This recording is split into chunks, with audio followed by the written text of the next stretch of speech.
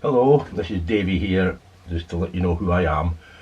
I'm fairly new to railway modelling, but however I'm not exactly new to plastic modelling and scale modelling. So the admins have asked if I could do a video on acrylic paints, because we seem to have a lot of people who are asking questions about them, and really some people are just not sure about using acrylics. I've been using them for many years now, so I've got quite a good collection up here, and I thought I'd show you quite a few of the different ones that I use and what they do, and try to explain the difference between all the different makes and the different types of acrylics and the other things that go with them.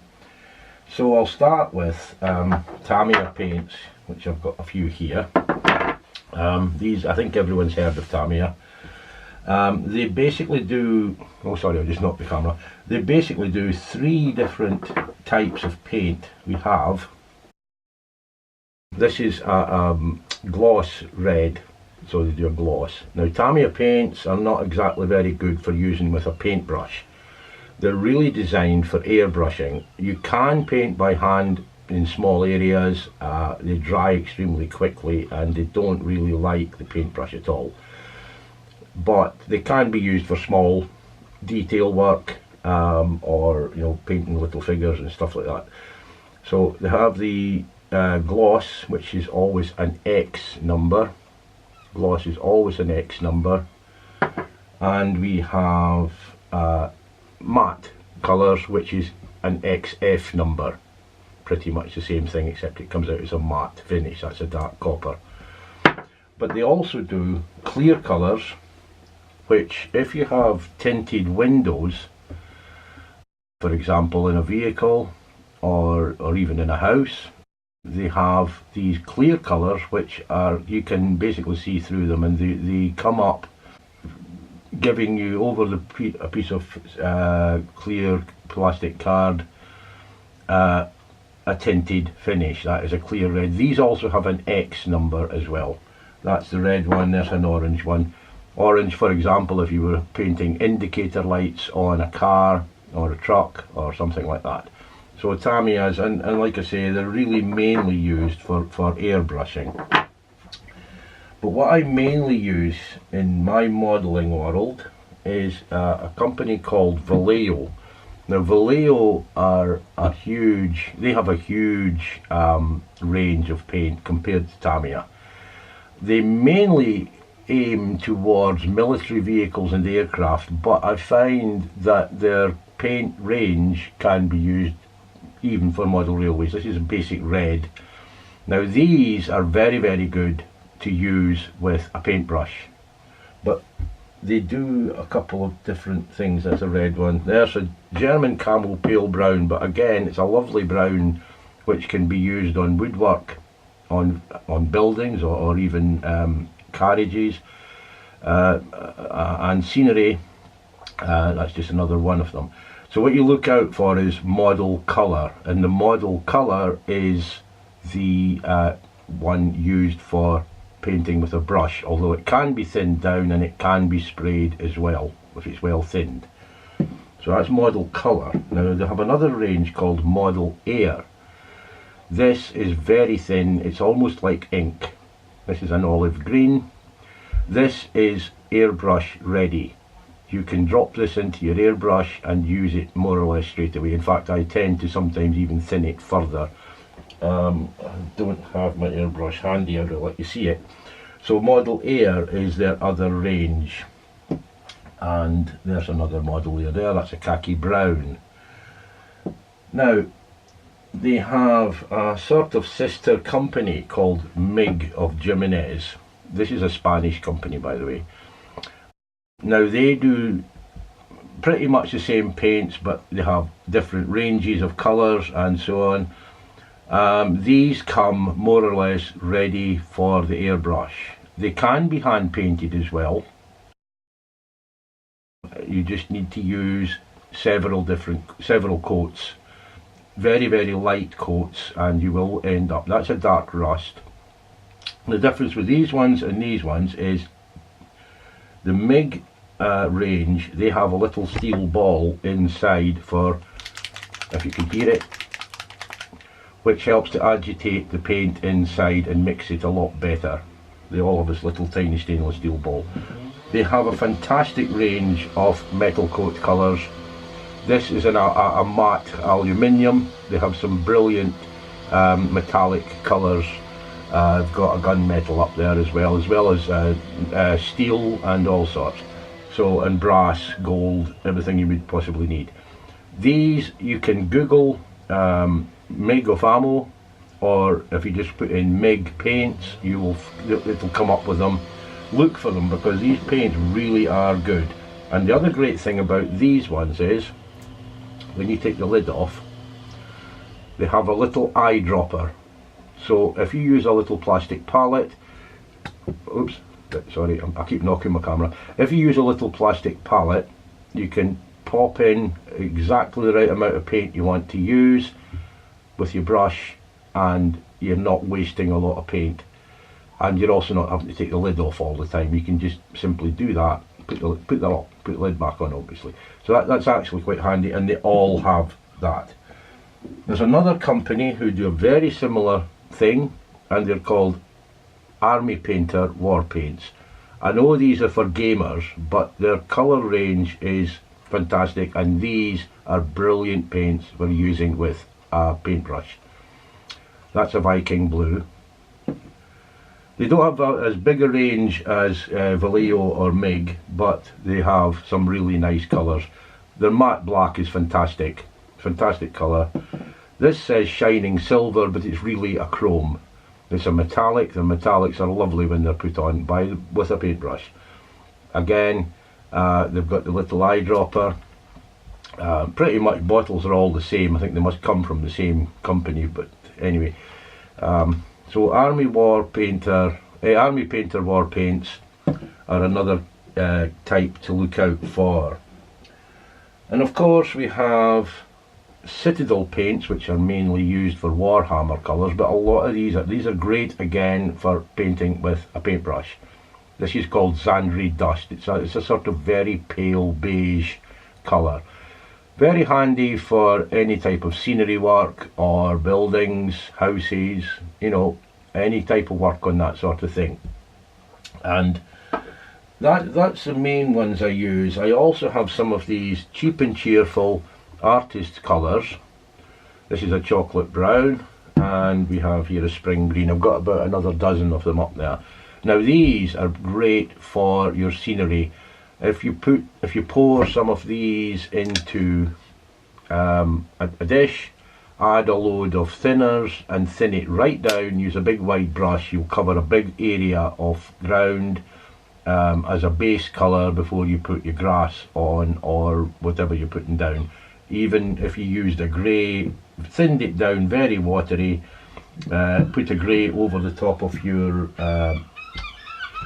track bed before you apply the ballast, and all it does is masks off the colour of the cork. It won't show through.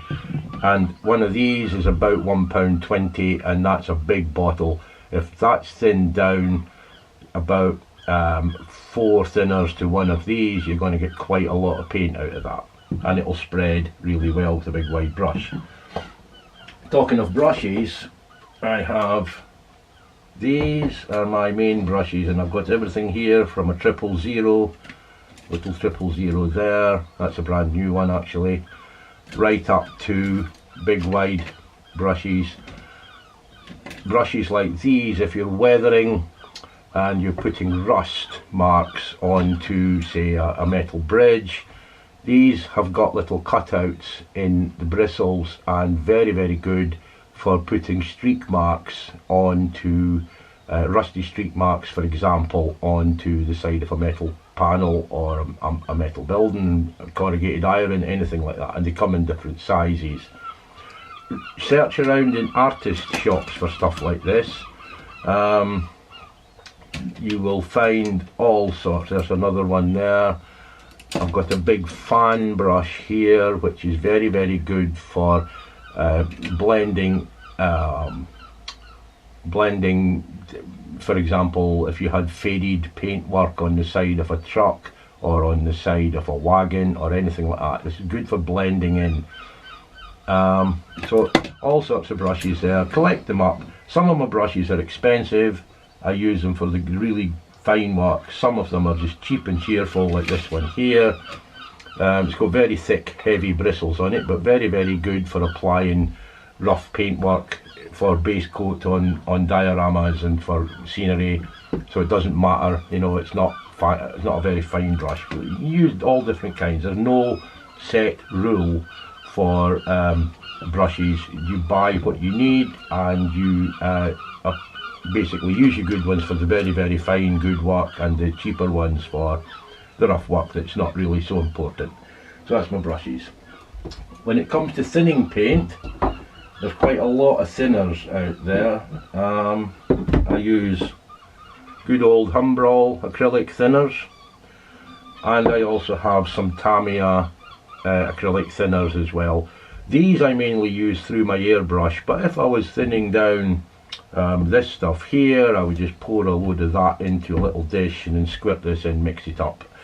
The thing is, don't try to use water. Although these are water soluble and you will clean your brushes with water, the difference is that if you use water to thin this paint, it doesn't dissolve the pigments. This stuff is designed to actually dissolve the pigmentation, so you don't get that orange peel effect. It actually really does thin the paint. It doesn't just make it watery. If you use water, it will tend to split. You get the pigment sinking to the bottom of your tray, and it doesn't really work quite so well. So I would always recommend, if you're going to thin acrylic paint, use thinners. That's what it's designed to do. You don't even need to use much of this. I have one up here.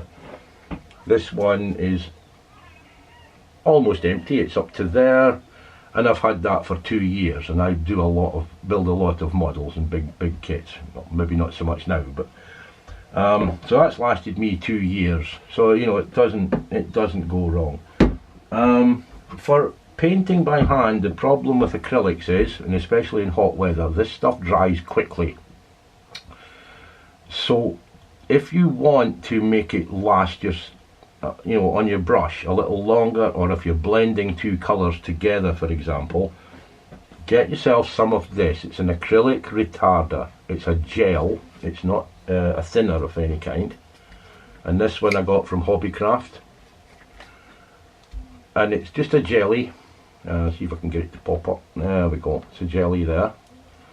Now what you would do is you would put a little drop of your paint into your palette. Take your brush, dip the brush into that, just a brush full, and mix this in with the acrylic paint. This is for the thicker acrylics, by the way, not the thinner ones. Mix it in, and it acts.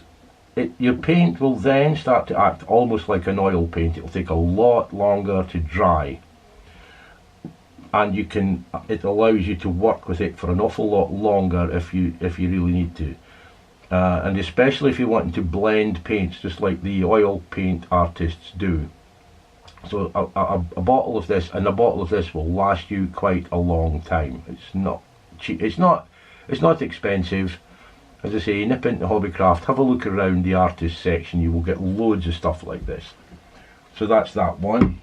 If you're airbrushing, excuse me, if you're airbrushing, one problem with airbrushing is that as you apply the air and the paint mix, even if you're quite close to the model, there is a chance the paint can dry in the air before it hits the plastic, and you get that horrible orange peel effect. So to counteract that, you use a flow improver, and this flow improver, it's a liquid, it's almost like thinners. You use it along with your thinners. You put a few drops in, only a few drops, and it basically does the same job as this. It stops the paint drying too quickly. And so that's a Winsor & Newton one, again got from Hobbycraft, and this one is Vallejo's own make. and believe it or not, those were the same price. So I would go for the Winsor & Newton one. That's a 250ml bottle compared to a 60ml bottle for the same price. So you can use this, it does the same job. And that's the flow improver. And the other thing I use mainly with my models is varnish. If I'm going to weather my models, I would paint them first, whether it be by hand or airbrush, doesn't matter. Then I would coat them with a clear varnish. This is an acrylic varnish, that's a Humbrol one. Coat them with that, even a couple of good coats of clear varnish. It makes them very, very glossy. And this is the Vallejo polyurethane gloss varnish. It's perfectly fine to use over acrylics. Now the reason for this is that when you go to use a wash, for example, I've got one up here. This is a Vallejo brown wash, which is basically an ink. When you apply this over the gloss varnish, the capillary action allows the wash to flow into all the little recesses. Let it dry, do what you have to do with it. Once it's perfectly dry, oh by the way, and decals will sit better over clear varnish as well, that's your transfers, over clear varnish rather than just straight onto paint. This will also stop the silvering of the decal film as well. Once you've done all that, some polyurethane matte varnish over the top if it's going to have a matte finish. That will seal it all in, and it will make the paint an awful lot more durable as well. This will stop it rubbing off with your fingers and so on.